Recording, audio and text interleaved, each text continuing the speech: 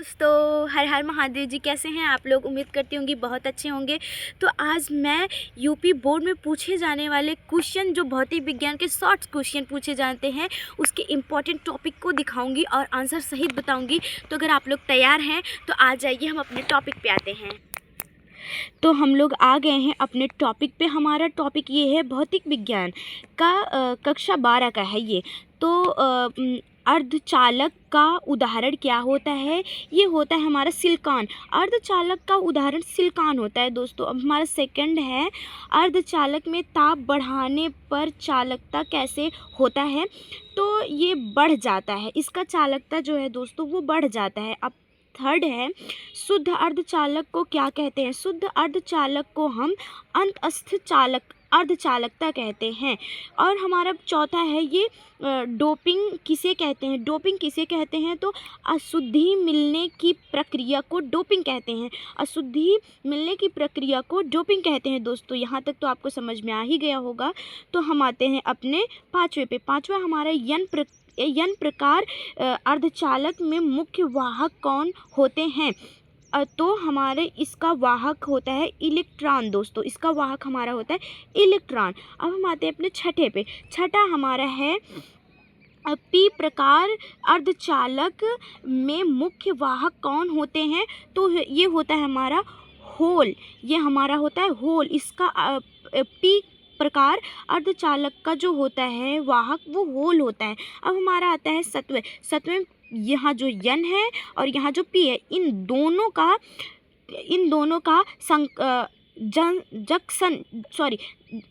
P N का junction किसे कहते हैं? पी एन जंक्शन से क्या बनता है या किसे कहते हैं? तो ये पी और एन प्रकाश के संयोग से बनते हैं। पी और एन जंक्शन जो होता है वो एन और पी के प्रकार से बनता है या संयोग से बनता है। अब हमारा आ गया शोर मतलब कि नॉइस क्या होता है? तो ये हमारा होता है अवच्छिद्र संकेत। ये हमारा होता है अवच्छिद्र संकेत।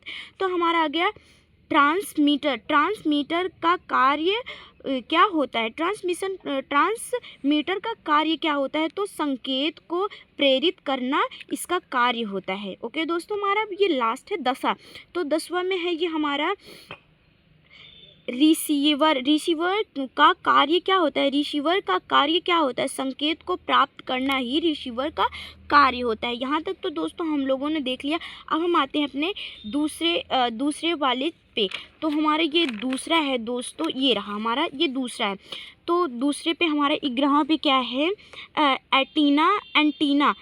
एंटीना का प्रयोग किस लिए होता है? एंटीना का प्रयोग मतलब किस कार्य में होता है? इसका कार्य हमारा तरंगों के प्रेषण व ग्रहण के लिए होता है। तरंगों का जो प्रयोग होता है वो एंटीना के लिए होता है।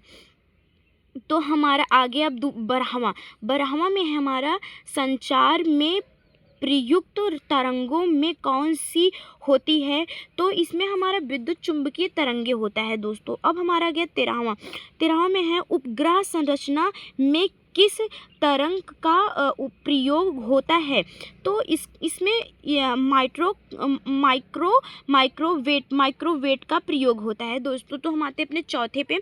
चौथा हमारा है, टेलीफोन किस प्रकार का संरचना है? तो ये है द्विदिश संरचना। ये हमारा है द्विदिश संरचना। अब आते हैं अपने 15वें पे। 15वां जो है दोस्तों वो है फाइबर आर्टिक संरचना किस सिद्धांत पर आधारित है? तो इसका सिद्धांत जो है वो पूर्ण तारांकिक परिवर्तन पे ये आधारित है दोस्तों। अब आते हैं हम अपने 16वें पे। 16वां हमारा है, संरचना उपग्रह पृथ्वी के किस क्षेत्र में घूमता है? तो ये हमारा जो है भूस्थिर कक्षा पे घूमता है। ओके दोस्तों, तो हम यहाँ पे अपने आते हैं 17वें पे। 17वां में हमारा है,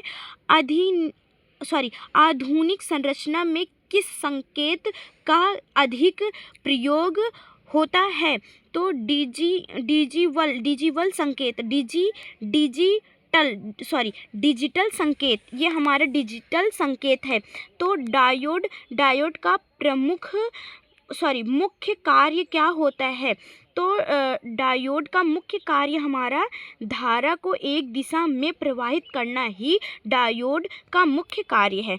तो हमारा 19वां ये है, जेनेवर डायोड का प्रयोग किससे होता है? तो ये है वोल्टेज नियमन में। तो हमारा लास्ट है, मतलब कि 20वां वाला है, द्रव्यमान ऊर्जा संबंध किसे कहते हैं? तो हमारा इसका है आइट्रोन होता है। तो आज का हमारा टॉपिक यहीं पे होता है ख़त्म। तो आप सब इसे लाइक कीजिएगा, सब्सक्राइब कीजिएगा और अपने दोस्तों को शेयर कीजिएगा ताकि उन सबको भी ये इम्पॉर्टेंट टॉपिक्स मिल सके। तो आज के लिए बस इतना ही। Bye bye.